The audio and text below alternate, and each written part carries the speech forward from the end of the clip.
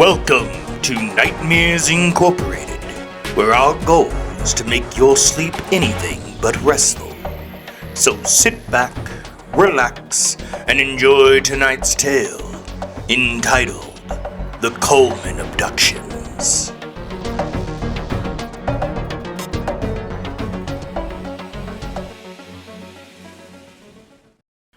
Brian Clark arrived in Coleman, Virginia late on a Saturday afternoon. The drive up from Florida had been fortunately uneventful, with traffic that was no worse than normal, although he had encountered a thunderstorm that had produced hail that was almost the size of golf balls. He had pulled over along with many other vehicles during the onslaught, listening to the chunks of ice hammer down onto the roof of his car as he tried to mentally calculate the cost of repairs and prayed that one of the wayward cloud missiles didn't break his windshield.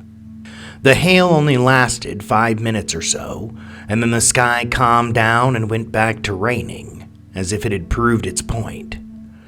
He had checked into his hotel room once arriving and decided that he would spend the night decompressing from the road and attempt to find the man he had come to see tomorrow.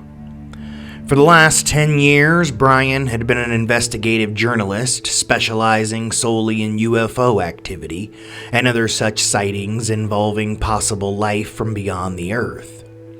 Brian was old school and still thought of them as unidentified flying objects, rather than switching over to the new phrase of unidentified aerial phenomena. In his opinion, they meant the same thing, and the main reason for the change was that UFO had come to represent crackpot conspiracy theories over the years. He had published dozens of articles throughout the course of his career in the various periodicals covering such topics, and even more online, becoming relatively well known within the UFO community. While so-called real journalists sneered at Brian and those like him for insisting on going on snipe hunts, as some of his contemporaries called it, Brian considered it to be a noble task. That he and his colleagues were chasing one of the last great unknowns in the world. That unknown not being if there was other life in the galaxy, Brian considered that fact to be a given, but if that life had visited or was currently visiting planet Earth. And if it was, did the governments of the world know about it? And were they currently hiding that knowledge? He was dogged and dedicated to his work, already sacrificing one marriage in his pursuit of his obsession. But he couldn't stop. The story was out there that would reveal the truth. He just had to remain steadfast to find it. Now, to help with his credibility, Brian always veered away from the most outlandish stories and never investigated topics that had been covered to death.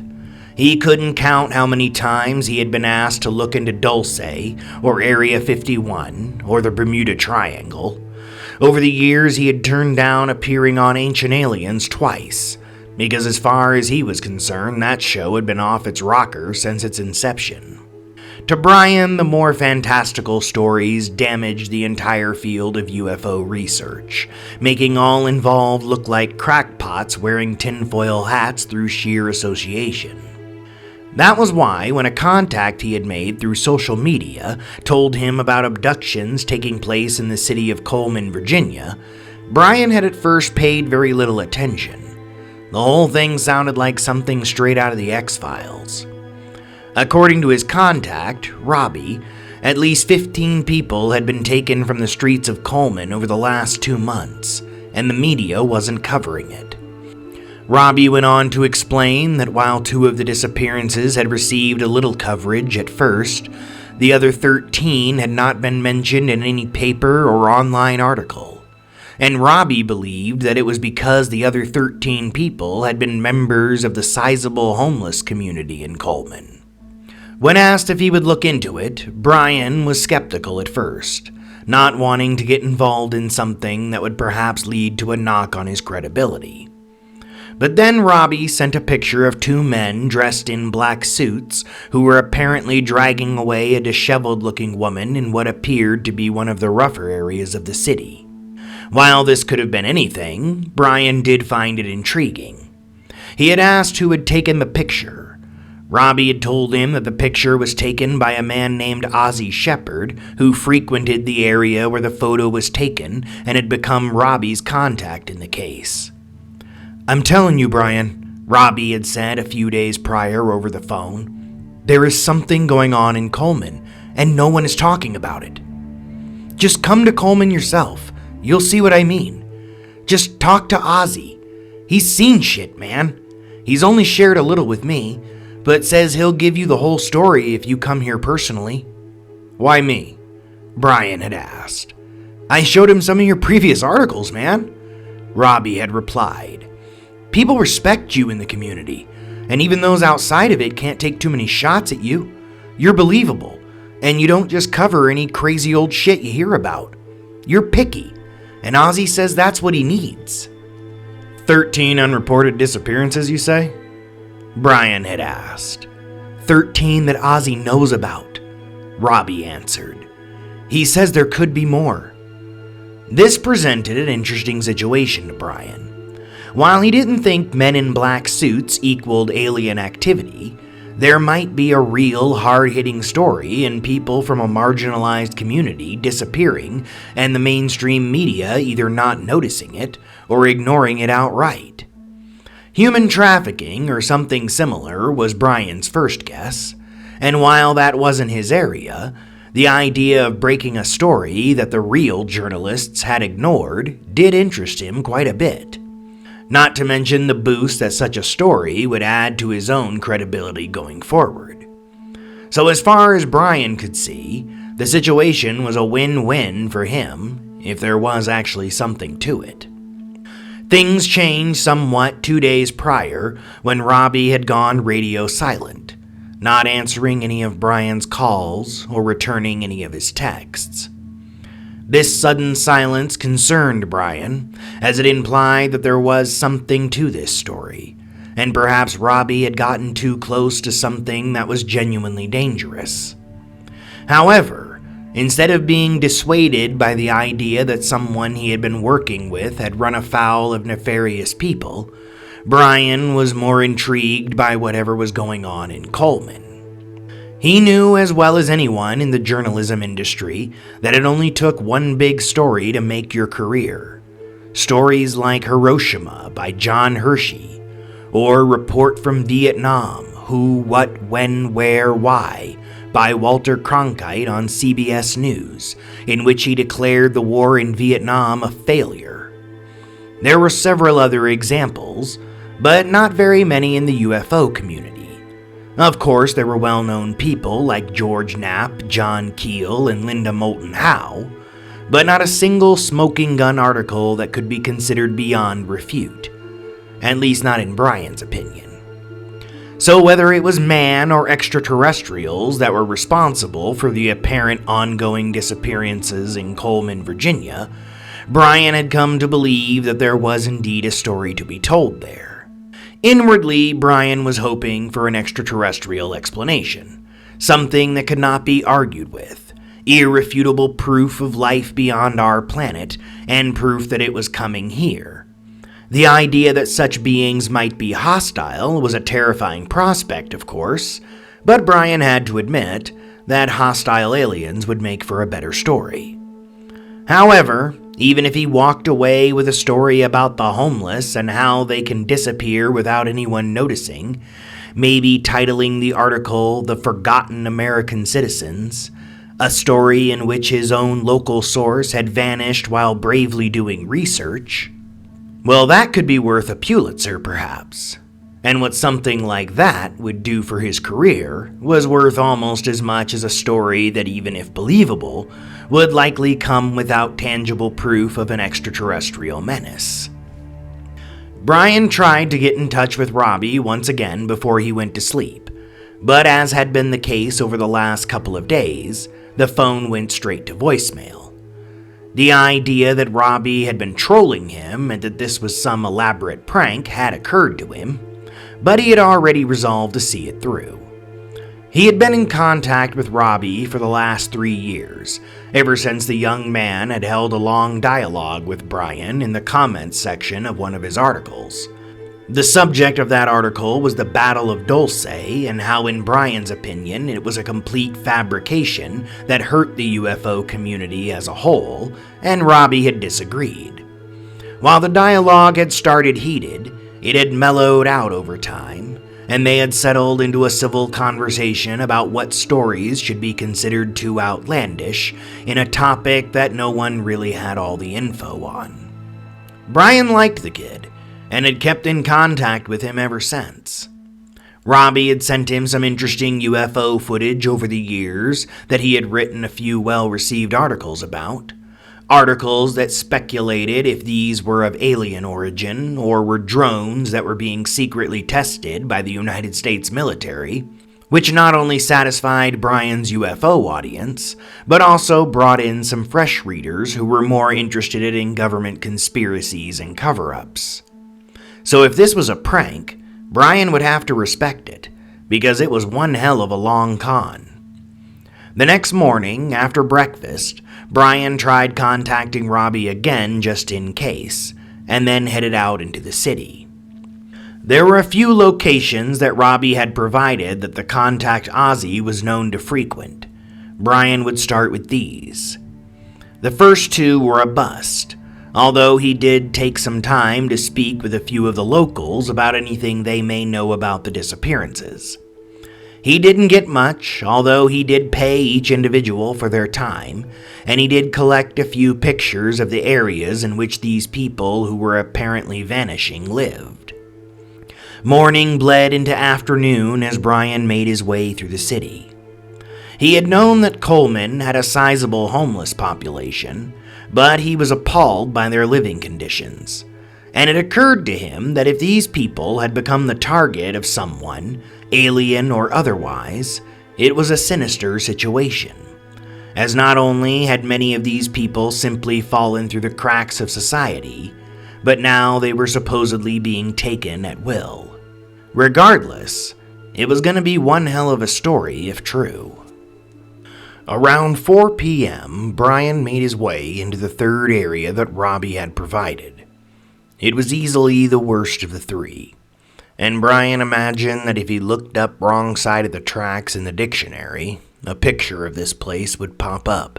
Ramshackle shelters occupied by the flotsam and jetsam of society, broken bottles scattering the pavement, the smell of several different chemicals either smoked through pipes or cans or foils or several other delivery devices permeating the air. Eyes watched him warily and some aggressively as he made his way through the forgotten alleys of the city.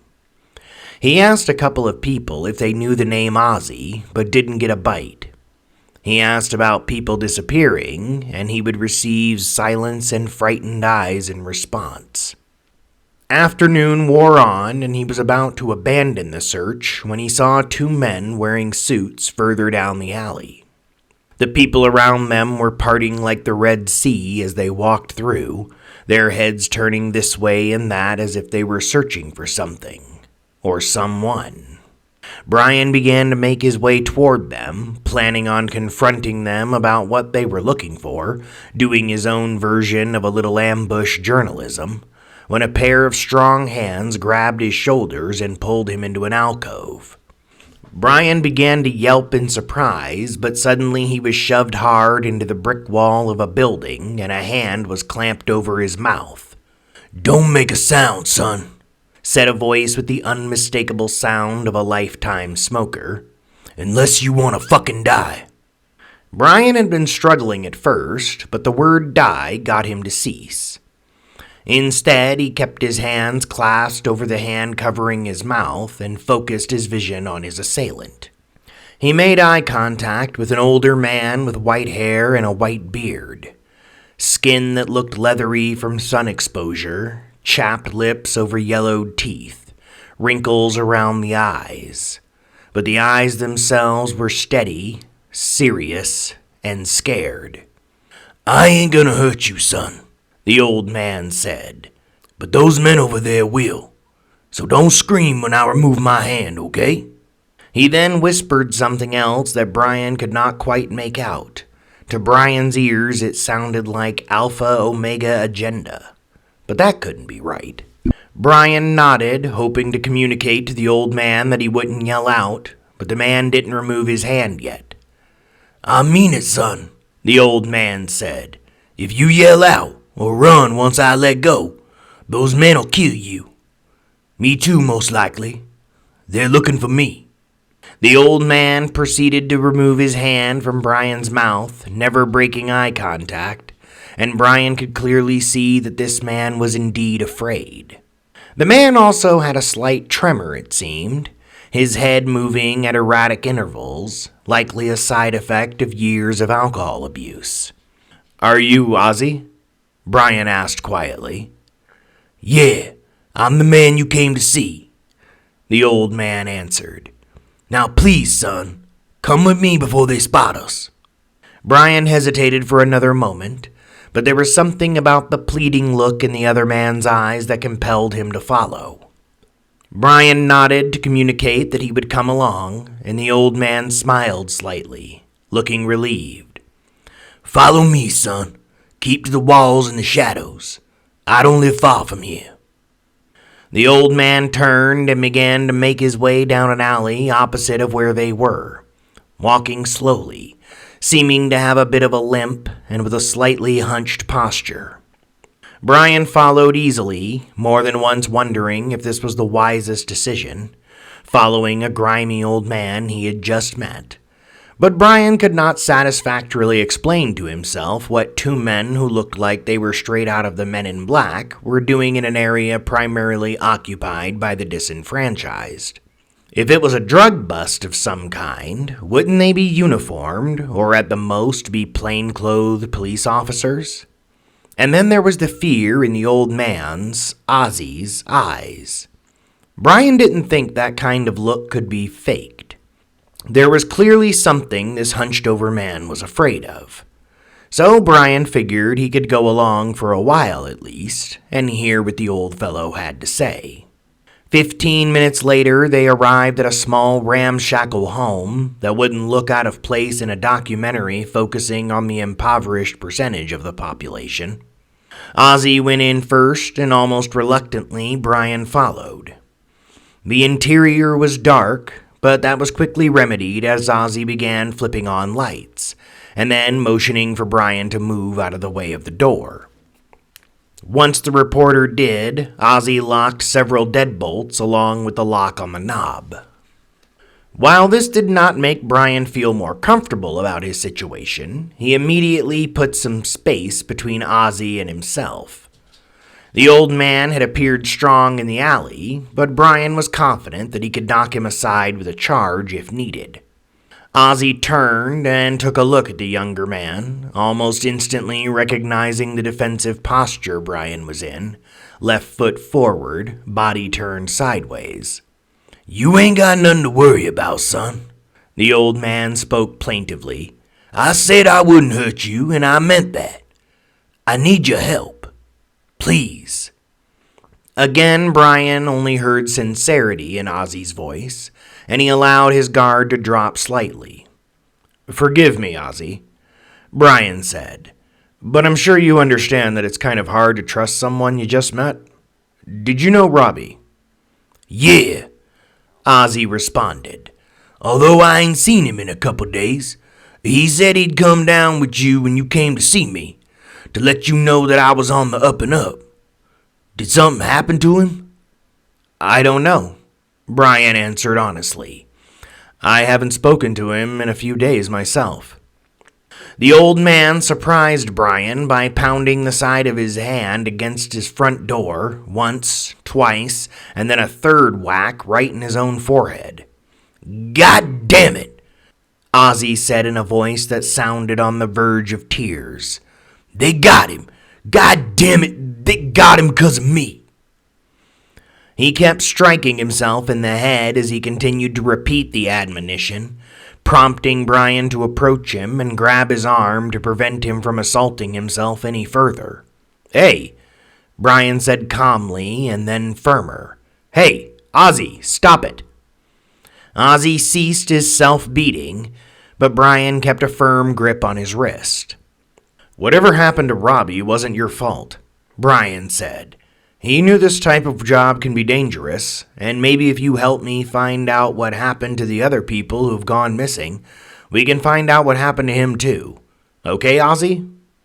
Okay, the old man said weakly, and Brian could see tears in his wrinkled eyes. I'm here to listen, Ozzy, so tell me what you know.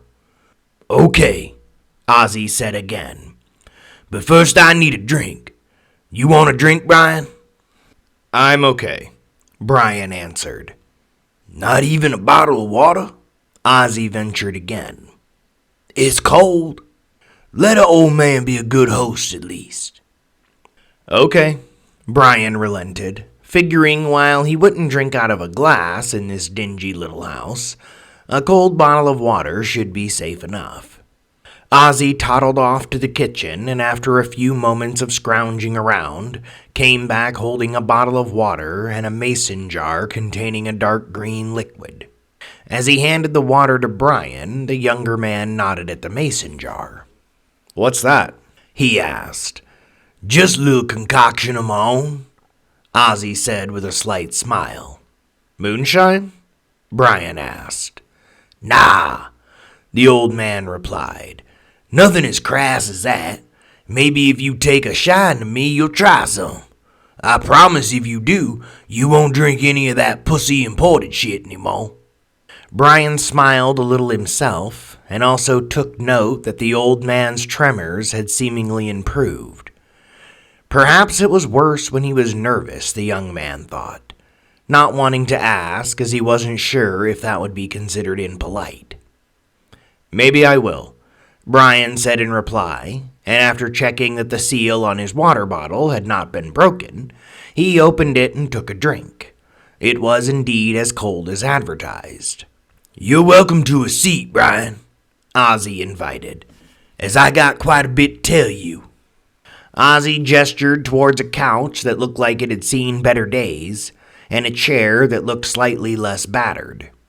Assuming that the chair was likely Ozzy's sitting place, Brian reluctantly chose the couch. Once Ozzy had seated himself, Brian produced a small digital recorder and asked, Is it okay if I record our conversation? Please don't, Ozzy replied while shaking his head emphatically. I don't want my voice recorded if that's all right. You can take as many notes as you like, but please, no recordings. Okay, Ozzy, Brian said, not wanting to upset the old man. I have no issue with taking notes, but can I ask a question first? Ozzy unscrewed the lid from his mason jar, took a deep drink, and replied, Of course, son. That's what reporters do, right? Yes, it is, Brian answered. My question is this. Who's abducting the people? Ozzy took another drink, smaller than the first, before he replied.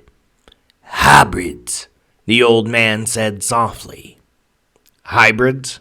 Brian asked, indicating that he needed some clarification. Alien, human, hybrids, Ozzy clarified. Why? Brian asked, beginning to get the sinking feeling that he was stepping dangerously close to Bob Lazar territory. Experimentation to create better hybrids, I guess. Or maybe studying us for other reasons. Ozzy, that sounds a little bit out there, Brian began, but Ozzy interjected. I know how it sounds, Brian. I wouldn't believe me either. Not if I hadn't seen the things I'd seen. Just let me start from the beginning, please. Let me tell you the whole thing. And if you don't believe me, you can just walk. No harm done. To Brian, this sounded like a fair enough proposition, and he thought that maybe if there wasn't a story in the Abductions, either human or otherwise, maybe Ozzy would make for a good story himself. Something titled Inside the Mind of a Conspiracy Theorist. While not worth a Pulitzer, people do like character studies, especially nowadays when most would rather live vicariously through the life of someone else rather than their own. That sounds fair, Ozzy, Brian said aloud. I'm all ears. Ozzy smiled. It almost made him look younger somehow. Then he took another deep drink out of his mason jar, wiped his mouth with his hand, and smiled at Brian again. Thank you, son. That means a lot, Ozzy said. I know I look like some crazy old codger, but I wasn't always like this. But I'll get to that part later. What you need to understand is that all this began in 1947, when a craft not of this world crashed in the New Mexico desert. Although he did not interrupt, Brian inwardly groaned. Oh, fuck me, it's another Roswell story, he thought to himself. The government came across the crash and found the bodies of extraterrestrials amongst the wreckage, Ozzy continued. They took the wreckage and the bodies to a secret facility called Area 51 and have been hiding that incident from the people of the world while they study the alien technology ever since. Or at least that was the cover story, Ozzy said as he took another drink. The truth is, Brian, only the first part of that story is true. The rest is absolute bullshit. Against his own will, Brian leaned forward slightly, his interest piqued. But he still did not speak, only drank his water and continued to listen. You see, son, a craft did set down in the New Mexico desert in 1947, but it didn't crash, it landed. And when the U.S. military arrived on the scene, it was just sitting there, all in one piece. It opened when they approached, as if some proximity sensor had been tripped, and inside they didn't see any bodies. They didn't see anyone. It was a drone, Brian. A goddamn fucking drone, Ozzy said with a slight laugh. There was a blinking light inside, and a sound that was almost like Morse code going on. There were all sorts of screens inside that the men on the scene couldn't make any sense out of. They still loaded it up and transported it back to Groom Lake, and once there it was theorized that the blinking light they were seeing and the sounds coming from it were kind of like a beacon of some sort. A couple months later they were almost sure of this fact. This drone was sending out a signal to something else that was beyond our planet. The military believed that it was sending out its location to whoever or whatever had built it in the first place. The military tried destroying it then, hoping that whoever it was signaling hadn't received the messages yet. But nothing they tried could make a dent in it. Bullets, grenades, rockets, nothing could hurt it, or even put a scratch on it. In their desperation, they sent a piece that could be removed manually over to Russia to see if they had anything that could damage the metal. The Russians didn't have shit either. And so the Cold War was started. Finally, Brian did interrupt. Wait, are you meaning to tell me that the Cold War... But Ozzy finished the sentence for him. Had nothing to do with the United States and Russia preparing to blow each other to hell. It was about them both being aware that something was out there, beyond our planet, and that it was likely that it had found us. Worse than that, they both knew that there wasn't shit either one of them could do about it. So they began building military power, started the goddamn space race, all to prepare for a possible enemy that was likely so far beyond us technologically that it was laughable.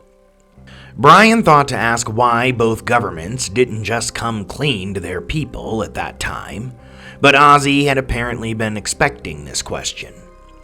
Why would they tell the people, Brian? What would be easier to tell them? That you're preparing for war with another country, emboldening their patriotic spirit, getting the whole country behind you to prove superiority in all things? Or to tell your people that there was something out there in space that might be heading our way, and we don't have a single fucking chance of winning a fight against them? Not unless we build weapons capable of nearly destroying our own planet and establishing our own presence in space before they arrive. Although Brian did not like to admit it, the way Ozzy stated it did make a certain amount of sense. The other thing Brian didn't like was that he noticed through the window that the sun had gone down. He felt torn between the prospect of an uncomfortable walk back to his car through a shady neighborhood at night, or spending the night in this less than ideal home. Although Ozzy seemed harmless enough, so Brian figured if it came down to it, he could stand to spend the night in the old man's abode. "Where do the hybrids come in, Ozzy?" he asked as the other man was taking another drink. "I'm coming to that," Ozzy said, and then offered the mason jar to Brian. "No thanks," Brian said again. "The water is fine for now." Looking nonplussed by this, Ozzy continued with his story. "Sometime in the mid-1980s, a group of these fuckers showed up in person. They had tracked a signal, you see. Showed up right on the doorstep of Area 51 where their drone was being kept. And these weren't the little gray men we've been conditioned to expect," Ozzy said, his eyes looking frightened again. "Nah, these fuckers were big, taller than a man and thickly built. Large, almost almond-shaped heads, mouths full of sharp teeth. A predator through and through, seeming to have been built for the battlefield, Brian. They subdued the men stationed there with ease, but didn't kill any of them.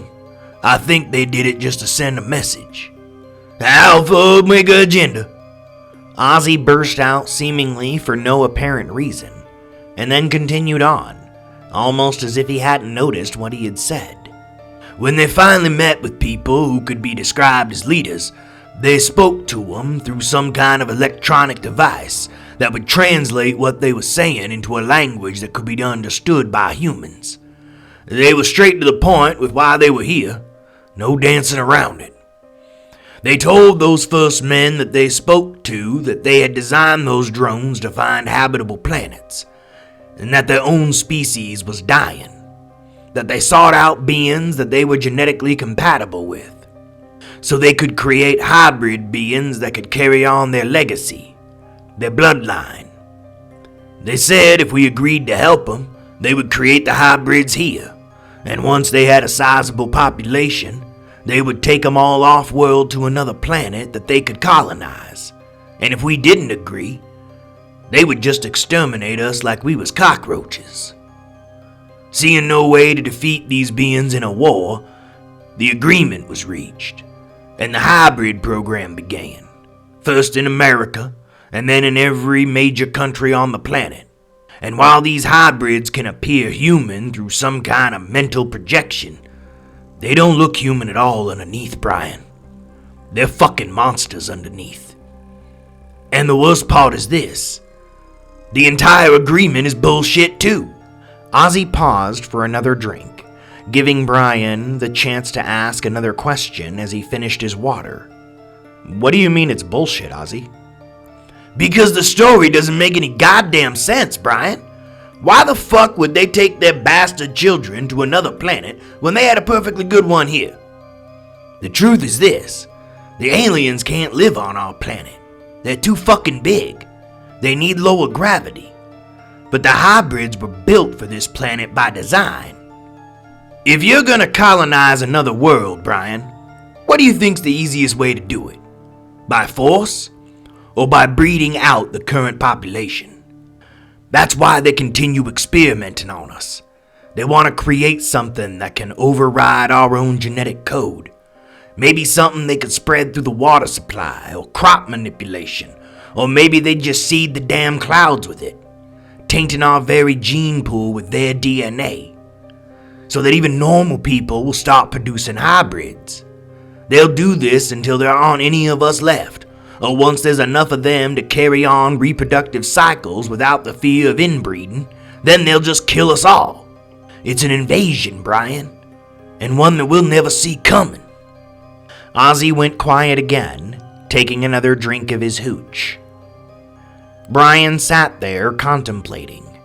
It wasn't a bad narrative, except for the fact that it sounded like Ozzy had combined the plots of V, the X-Files movie, and some aspects of Taken to produce a story about an insidious secret invasion that the governments of the world were partly in league with.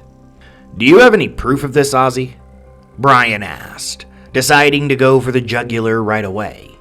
And how do you even know any of this? When I said I wasn't always like this, I meant it, Ozzy said.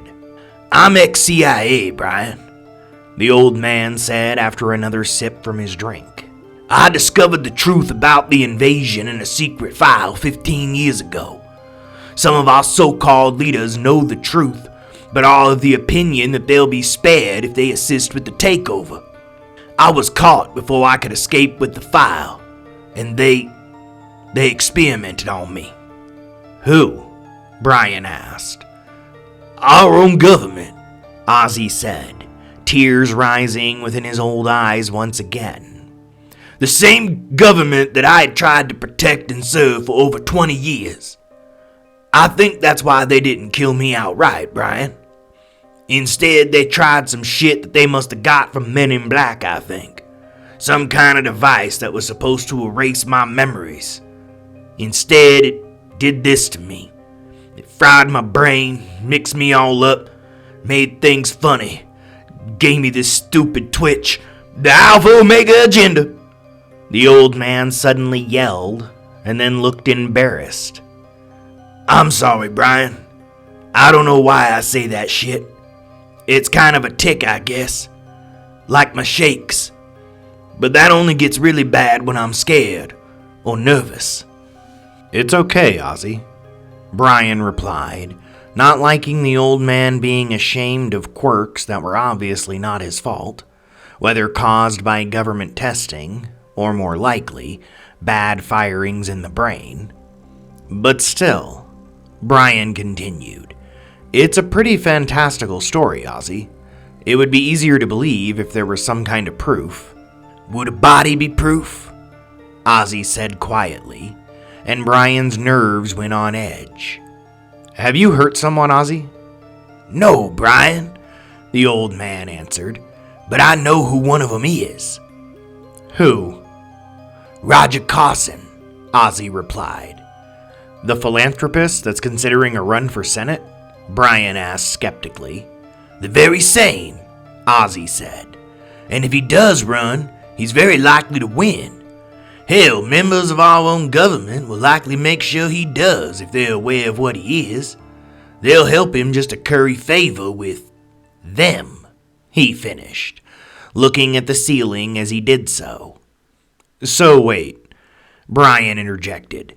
You're telling me that a man who donates millions per year to medical research and several other charities, a man who has openly talked about exposing government corruption and possible secret organizations within that government, is actually a human-alien hybrid taking part in a secret takeover of the planet? Yeah, Ozzy replied simply. Think about it, Brian. If you're trying to put yourself in a position of real power, you pretend that you're the good guy, that you're there to represent the people. You don't openly tell folks that you're likely to ground up the offspring into a fine paste and feed them to your goddamn dog. While this made sense as well, Brian still had a mountain of reservations. So you're suggesting that we try to expose him somehow? He asked. No, I'm suggesting that we kill him, Ozzy replied coldly. Ozzy, that's murder, Brian said, beginning to believe that he had misjudged how dangerous this stranger might be. No, Brian, it's fighting back. Someone has to. If we kill him, the mental projection that makes him look human will drop, and people will see him for what he is. People will know the truth. Ozzy, I don't think I could possibly go through with something like that, Brian replied, wondering if he should place a call to the authorities and report that this man was unstable and considering an attack on a local businessman. I mean, Ozzy, what if you're... But Brian didn't get to finish the thought. Bright lights appeared outside the darkened windows, lighting up the whole house as if it were suddenly daytime. Brian jumped at the sight of them, but before he could contemplate what they were, two figures that were humanoid, but most certainly not human, stepped right through the wall of the house. phasing through the solid wood as if it weren't even there. They stood about 6 feet tall apiece, with large oval-shaped heads and long slitted eyes that reminded Brian of a shark's eyes. They had no mouths that Brian could see, and although they were thin, they appeared to be covered in wiry muscle. Their skin was a bluish green, and each of them held a rectangular metal object in their hands. They appeared to scan the room for a moment, and then one of them settled its horrible eyes upon the reporter. Within his mind, Brian heard a threatening sound that was almost a hiss, and he felt his blood run cold with fear. Brian jumped in surprise and began to get up as he heard Ozzy screaming, "They found us! They must have followed us! Run, Brian!" But before Brian could move, one of them raised the object it was holding in his direction. He saw a bright light emanate from the end, and he fell back onto the couch, his muscles seizing painfully, spasms rocking his body as if he were having a seizure. He heard Ozzy yelling, cussing. He heard the creatures letting out inhuman shrieks. He heard a commotion, and then the world faded to black. Brian awoke an unknown amount of time later, jumping up as if he had been electrocuted. His vision was blurry, and his head was pounding like he had the worst hangover of his life. He could taste blood in his mouth, and he assumed he had bitten his cheek or his tongue when he had been seizing. He began to try and get up, but found that he was weak and flopped back onto what felt like a bed. Brian rubbed his eyes frantically, trying to clear his vision, when he heard Ozzy speak to him. "Relax, Brian. You're safe. We're safe," the old man said. Brian tried to slow his breathing, and his vision began clearing a little, but the headache was still excruciating. He turned his head, recognizing vaguely that they appeared to be in a hotel room, Ozzy sitting on the bed opposite the one Brian was in. The old man appeared to be holding his hand to his side, and even with Brian's blurry vision, he thought he could see blood on the older man's shirt. For his part, Ozzy was holding out another bottle of water towards Brian. "Drink this, Brian. You're likely dehydrated, although that headache might last a few days." What happened, Ozzy?" Brian asked in a weak, half-conscious voice. He accepted the water from Ozzy and took a long drink. There was a bitter taste to it, coppery, but Brian chalked that up to the blood that was already dried within his mouth. "They must have followed us, Brian," Ozzy was saying while the younger man drank his water. "They hit you with one of their stun beams or whatever they are. I thought it might have killed you. I rushed the one that was focused on you and stabbed the bastard in the neck. They might not be human, but they bleed, and they die. The other one rushed me after I stuck his buddy. I stabbed him too, but he got me in the side with his claws, 'cause they don't really have hands like us." "Jesus," Brian said, the water soothing his aching throat slightly. "Are you okay, Ozzy?" "I've had worse," the old man said. "Didn't get me too deep except in one spot, but I think I'll live." "What do we do now?" Brian asked, sitting up again on the bed with some effort. "We lay low," Ozzy said simply. "You're gonna need rest. That beam they hit you with gonna have you rattled for a few days. After that, well, you know what I want to do." "I don't know if I can kill anyone, Ozzy," Brian said. "But it's not a person, Brian. It's a goddamn monster. I don't think killing a monster counts as murder. And," Ozzy continued, "I can't do it without you. I have a gun, but..." To finish his point, Ozzy raised his hand so Brian could see it. There was that constant tremor within the hand, obviously rendering aiming a gun nearly impossible for the older man. "I can fight," Ozzy said, "or stab a fucker like I did back at the house. But I can't aim a pistol, Brian, and there's no way we'll be able to get close enough to Carson to stick him."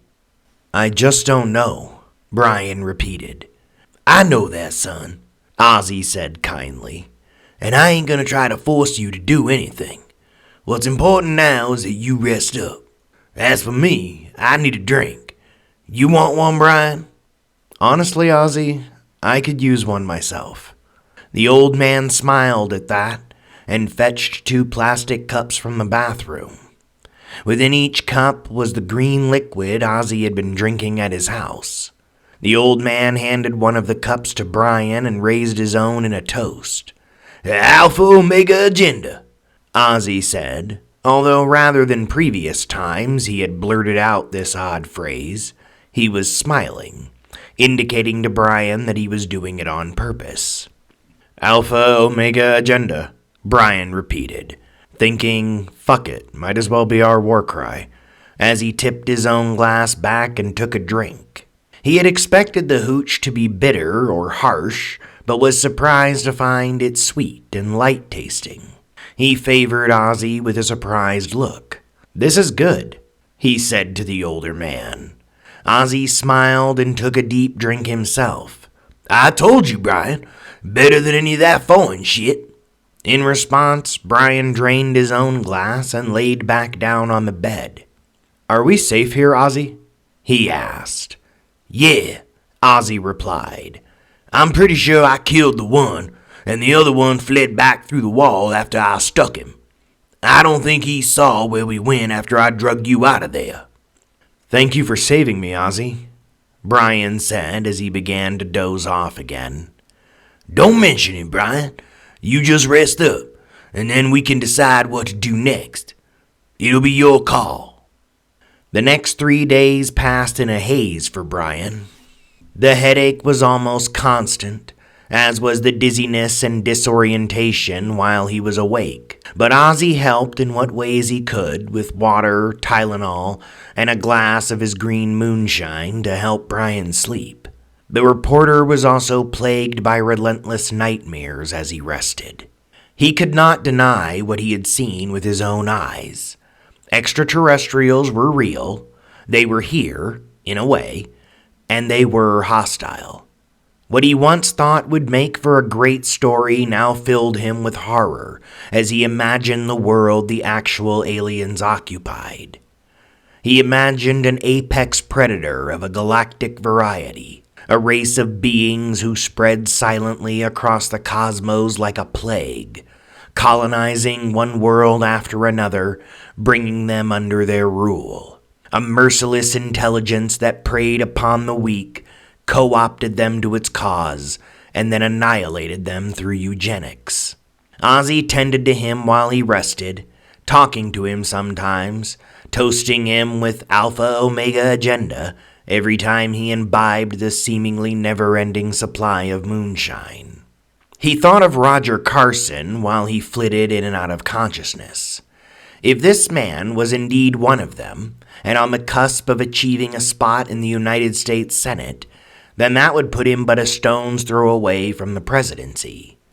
Was that the ultimate plan? To position one of them high up in the government of every nation, to be able to bend the masses to their will through sheer political influence? Of course it was. What better way to take over a world than from within? He also thought of the creatures he had seen, their bluish-green skin, their soulless eyes, hybrids only in the sense that the human DNA allowed them to exist upon the earth, because Brian could plainly sense that there had been nothing human about them. He thought of all the people who had been taken, experimented on, and then likely disposed of. He knew that Robbie was likely one of them, a casualty in a war that he didn't even realize he had been a part of. And during all of this, the water, the moonshine, the pills. Alpha Omega Agenda. Alpha Omega Agenda. 3 days later, Brian awoke clear-headed and resolute on what he had to do. Ozzy appeared to be dozing when Brian awoke, and while he didn't want to disturb the old man's rest, he felt he had to. He felt he had to voice his plans to his new friend before he gave himself a chance to change his mind. "Ozzy?" he said just loud enough to hopefully rouse the man. Ozzy stirred awake and looked over at Brian, and must have recognized that the younger man was out of the funk that he had been in for the last 3 days. "You feeling better, Brian?" "Much better, thanks to you," Brian replied. "You saved my life, Ozzy. Thank you." "Don't mention it, son," Ozzy said, looking a little embarrassed by the praise. "I know what we have to do," Brian said solemnly. "I still don't feel comfortable with it, but you're right. Someone has to fight back. For Robbie and all the others." "You mean it, Brian?" Ozzy asked. "Yeah," Brian answered. "I don't want to, Ozzy, but I see that we have to. People need to see the truth." Ozzy pounded a fist off of his knee and smiled. "This calls for a drink," the old man exclaimed. He handed Brian his own mason jar and opened one of his own. "Well, what's the plan, Ozzy?" Brian asked. "First we drink, son, then we plan," Ozzy replied. "Alpha Omega agenda?" Brian asked with a smile on his face. "Alpha Omega agenda." They each took a long drink, Brian again marveling at the taste of the home brew. He wanted to ask Ozzy what it was made out of, but decided that it was probably better that he didn't know. It made him feel great. That was all he did know. It calmed him rather than inebriating him. It gave him a warm kind of feeling that everything would be all right.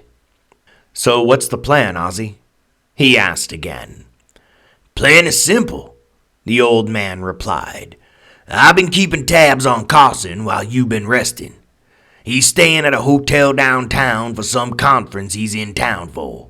I know for a fact that he'll be leaving that hotel tonight around 7 p.m. for some charity event where he'll likely throw some money around, showing everybody what a swell guy he is.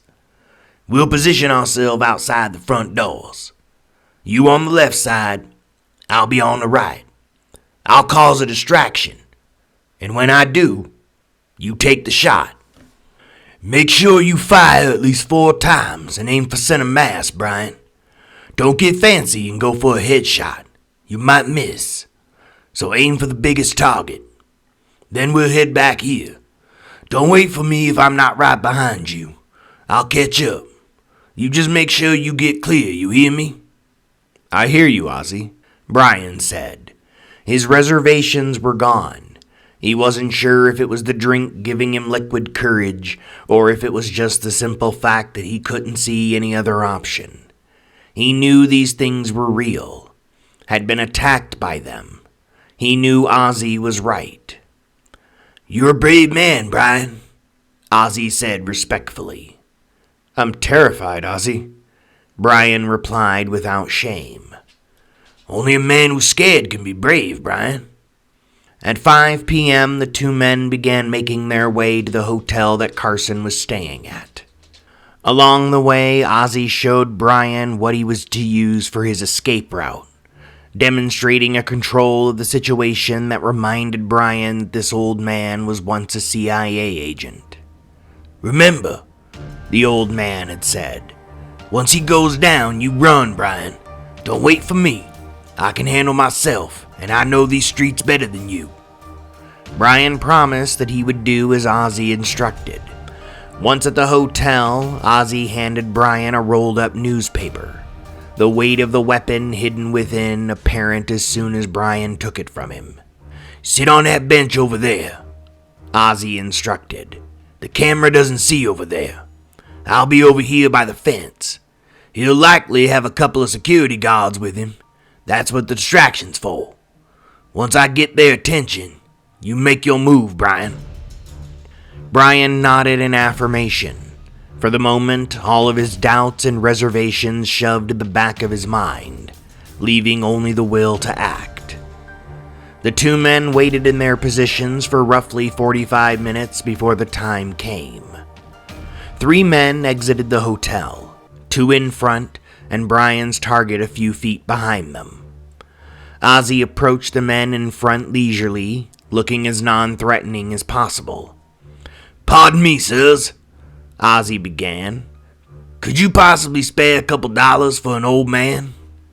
The 2 guards closed rank, obviously not wanting to allow this disheveled man to get too close to their charge. "Sir, I'm gonna need you to step aside," one of the men said, his hand moving to his hip. "Just a couple dollars, man," Ozzy pleaded. "Didn't your mama raise you well enough to help out a broken down old man?" "Sir," the other guard chimed in, "stand aside. Do not make us resort to force." "Force?" Ozzy asked incredulously. "Are you seriously threatening a man old enough to be your grandpappy? Shit, that might just be. What's your grandma's name? Maybe I knew the bitch." The two guards began to advance on Ozzy, and Brian saw his opening. He rose from the bench and brought the gun up in one smooth motion. He was calm, relaxed, almost like he was watching himself rather than acting of his own volition. "Carson!" he yelled out. When the man turned in his direction, Brian pulled the trigger 4 times. Each bullet struck home. 2 hit the left pectoral, 1 just beneath the sternum, the last in the stomach. Carson fell backwards. People who were nearby began to scream. The security officers turned, drawing their own guns. Following the orders he was given, Brian turned on his heels and began to run, hearing more gunfire as he did so, and hoping that they were shooting at him and had not gunned down Ozzy instead. Brian cut through 2 alleyways in quick succession, then took a side alley as per Ozzy's instruction. He jumped 2 fences, running through yards they had picked out earlier in the day, and found himself back out on the street leading to their hotel. He broke into a dead sprint then, cutting through the parking lots of a couple of businesses, staying off the main road as much as possible. 15 minutes later, he was back at the hotel. Letting himself into the room, Brian collapsed on the floor, gasping for air and on the verge of a panic attack. "Did I just fucking kill someone?" he thought frantically. "No, you didn't kill someone, you killed a fucking hybrid," another voice answered. But did he? How long did it take for the mental projection Ozzy was talking about to wear off? Were people currently looking down on the dead body of a monster? Or were they mourning the murder of a rich man who actually did try to look out for the little guy? Was he a murderer? Was he a hero? And where the fuck was Ozzy? Brian paced around the room, having tossed the gun onto the bed. He vacillated between guilt and elation, doubt and rationalization. But more than that, he waited for Ozzy.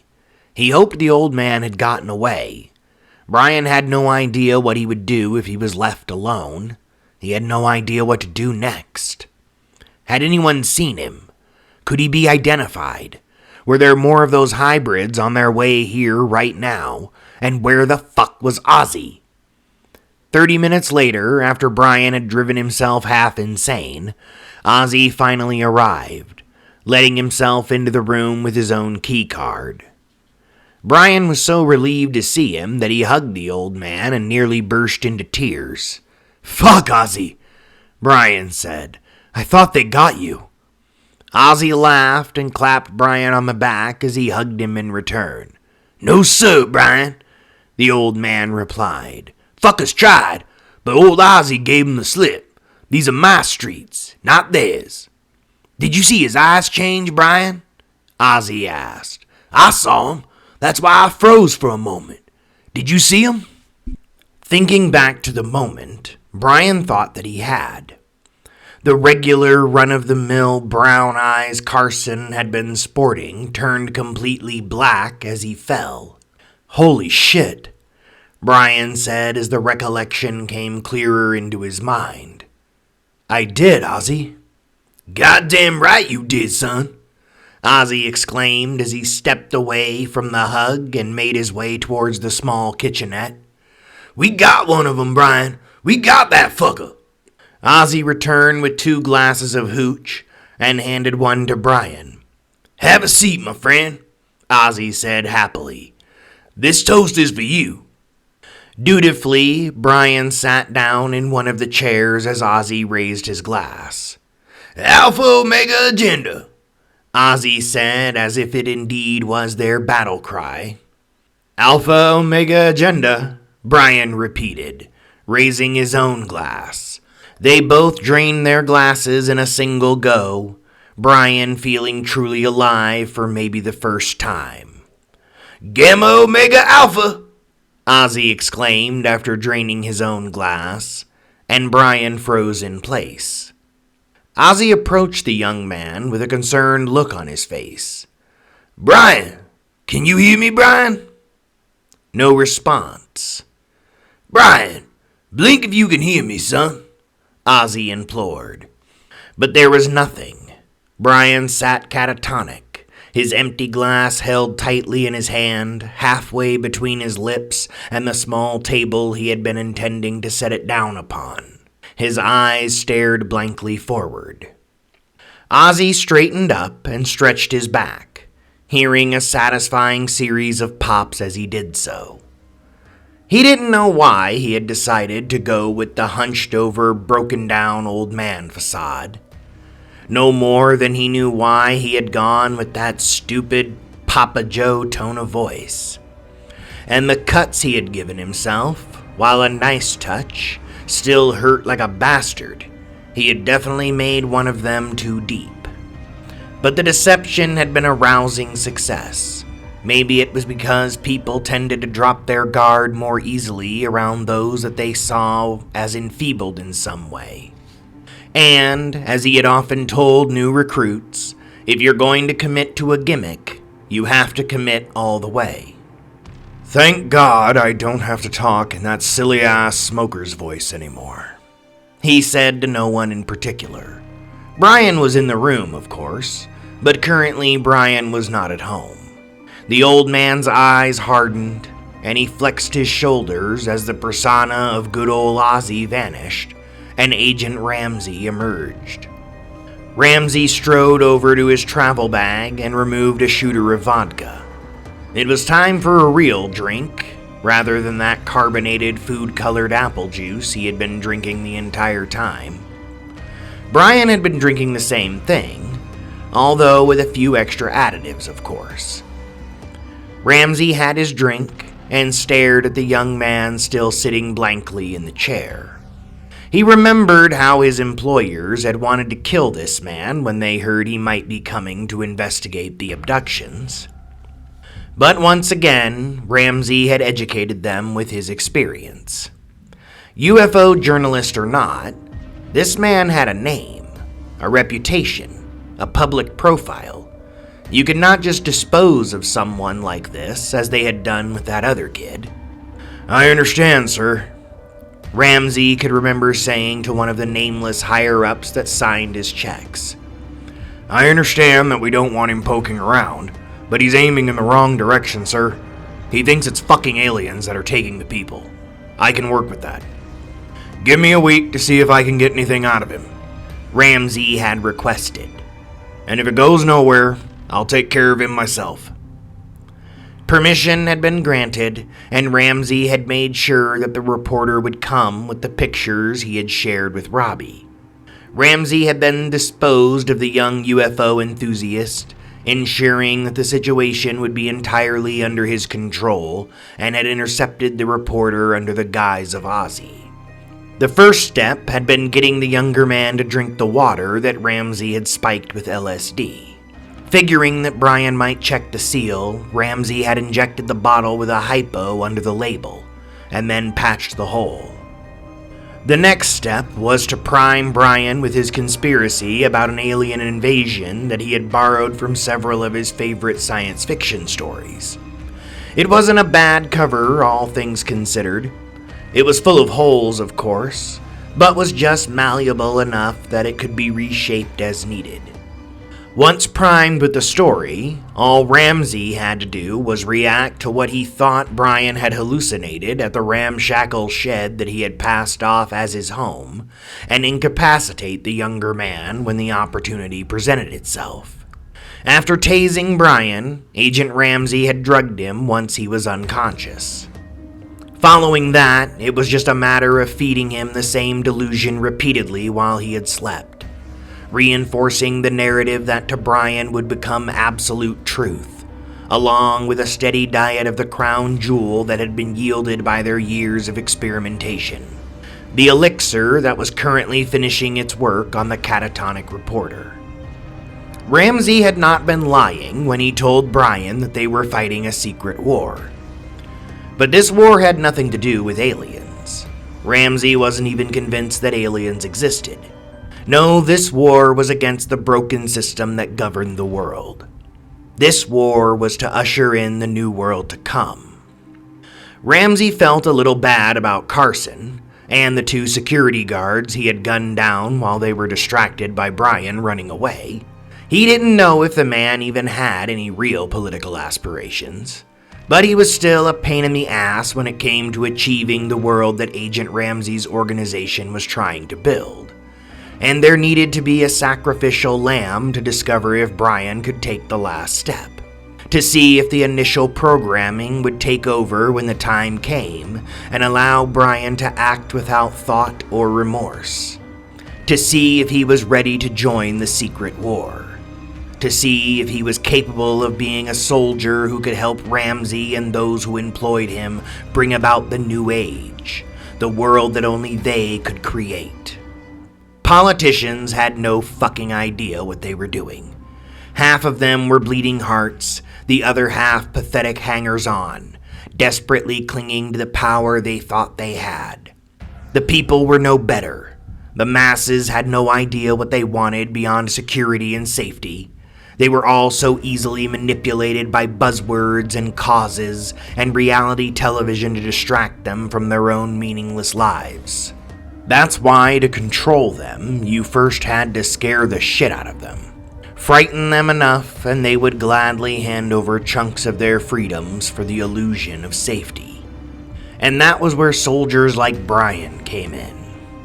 To fight a secret war, you need weapons that are unconventional. You need soldiers that can hide in plain sight. That requires experimentation. And if you're going to experiment, you may as well do it on your own population. Those experiments had produced the elixir. They had named it Gemini, and while Ramsey thought the name was kind of stupid, he understood the meaning behind it. After enough doses of Gemini, the chemical agents within successfully formed a second personality within a single individual by creating new neural pathways that could be programmed through direct instruction. It was, in a sense, a faster, more reliable method than the weeks to months of time it took in the past to create sleeper agents. In the current situation, Ramsey thought of it as Surface Brian and Underneath Brian. And what Surface Brian would never know is that Underneath Brian was the one actually in charge. Underneath Brian was the soldier in the secret war. Deciding that the elixir had had enough time to finish rewriting the synapses in Brian's brain, Ramsey approached the young man to add the finishing touches to his programming. Pulling up a chair opposite of Brian, Agent Ramsey spoke the activation code. Alpha Omega Agenda. Brian blinked. Can you hear me, Brian? Ramsey asked. Yes, Brian said in a sleepy tone of voice. Is other Brian there? No, he's asleep, the reporter answered. Good, because what I'm about to say is for you and you alone. Do you understand, Brian? Yes. When other Brian awakes, Ozzy will be gone, Ramsey went on. Brian will report the disappearance to the local police, but he will obviously say nothing about his involvement in the death of Roger Carson. Do you understand? Yes. He will also say nothing about the hybrids because they won't believe him. But we know the truth, don't we, Brian? Yes. Other Brian will dedicate the rest of his life to his friend Ozzy, and never cease in his search for the truth about the hybrids. He will go on the speaking circuit and give lectures at UFO conventions about everything that Ozzy told him. He will write novels on the subject, and those novels will sell well. My friends and I will see to that. Other Brian will be financially secure, so that you are free to travel when we have need of you. Do you understand, Brian? Yes. When you return home, you will find a package on your doorstep. Inside this package, there will be a bottle that resembles a bottle of Visine. This is your medication, Brian. You need it to survive. You will administer 2 drops into each eye every day without fail. You will receive a fresh shipment each month. Do you understand, Brian? Yes. Whenever we have need of you, you will receive a greeting card in the mail. Within this greeting card, there will be a picture of your target along with their name. You are to memorize the name and the face in the picture, and then burn the card along with the envelope. Do you understand, Brian? Yes. Once you have memorized your target, you will dial 5188 on a burner phone that will be in the same package as your medication. Once you dial this number, a GPS tracker that has been planted on your target and will last for 5 days will be activated. You are to immediately head back to this hotel, to this very room. This is your room, Brian. It will always be available to you, and the staff here will aid you with anything you need, as they are also soldiers in the secret war. There is an armory in the closet of this room. Take what you need when you have a target. Do you understand, Brian? Yes. If you are ever caught when dealing with a target, you are not to be taken alive, Brian. Do you understand? And if you are caught, you are to tell those who apprehend you that the person you killed was a hybrid. You will tell them the entire story and not waver from it in the slightest until a member of my team comes to silence you before they begin to torture you for more information. Do you understand, Brian? Yes. If you escape clean after the target has been eliminated, you are to come back here and stay the night. Once again, the staff will aid you with whatever you need. You will awaken the next day after having a dream of seeing bright lights outside the windows of your house. Do you know why you will have seen the bright lights? Yes, because I had been abducted. Exactly, Brian. But they brought you back because they are studying you for weaknesses and not experimenting on you. They are afraid of you, Brian. They are afraid of you because you know what they are. They are afraid of you because you do not fear them. They are afraid of you because you are a soldier in the secret war. Finally, when your service has come to an end, you will receive a call from an unknown number on your burner phone. You will answer the call, and an automated voice will say Alpha, Gamma, Beta. When you hear this, you are to return here and take everything you feel you will need from the armory for a full-scale attack. You will then head to the nearest area with the highest concentration of people. These people will all be hybrids, Brian. You will show them no mercy. You will take the fight to them. Do you understand, Brian? Yes. Law enforcement agents will arrive during this battle, but you will also recognize them as hybrids. Will you fight them, Brian? Yes. Will you fight for your country, Brian? Will you fight for your world? Yes, Brian said, louder now. You will likely be killed during this battle, Brian, Ramsey continued. The media will call you a madman, a murderer, but we'll know the truth. We'll know that you are a hero who died defending the human race. At our secret headquarters, we will give you a hero's funeral, and you will posthumously be awarded the Congressional Medal of Honor. Will you die for humanity, Brian? Yes, Brian said again, with conviction. Then welcome to MK Ultra, soldier, Ramsey said with a smile. We're glad to have you. He then offered Brian a salute. Brian returned the salute, and even as a single tear tracked down his right cheek, he smiled.